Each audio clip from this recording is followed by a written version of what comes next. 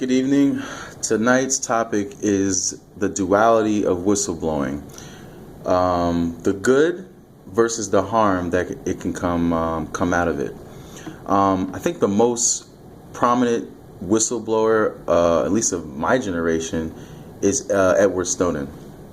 He was a young contractor that was working for the NSA and basically said all these practices of data collection and digital monitoring that the U.S. government was doing wasn't right. So he felt as if he couldn't come directly with this information to his superiors because his superiors were telling him to do it. We're walking in between the lines. We're trying to protect America from terrorism. And he just felt like that wasn't right. Collected the information that he was gathering and selectively gave chunks of it, enough that would blow the top off of it, to different journalists and let them, as professional journalists, decide if this was too sensitive or if it was just enough to get the public aware of what was really going on in our government.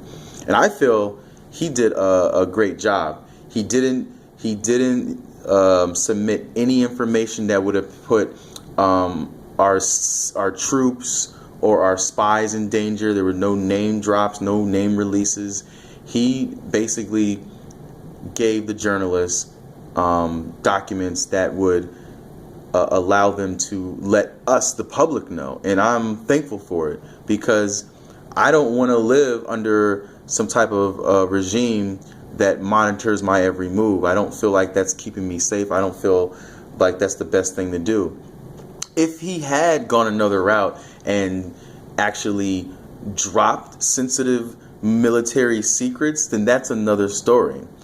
I think the fact that our government is trying to persecute him now under the law, under the 1917 Espionage Act, is just their way of, striking back at him. But the deed is done.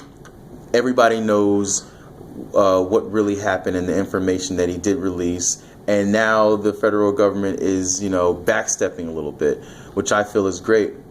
There's I guess this is not another whistleblower example, but the lawsuit that Tim Cook, the CEO of Apple, now has to deal with in California. Should he jailbreak the terrorist's phone, or should he fight the judge's orders to do so? Because I feel like any digital information on my phone is my personal business. And the authorities, or FBI, policing agencies, are just going to have to work harder. They have a lot of resources. They have all the resources, in this country to, stop the bad guys and catch the bad guys. And they do a great job.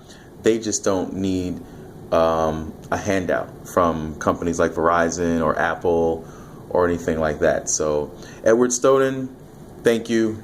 I believe in whistleblowing.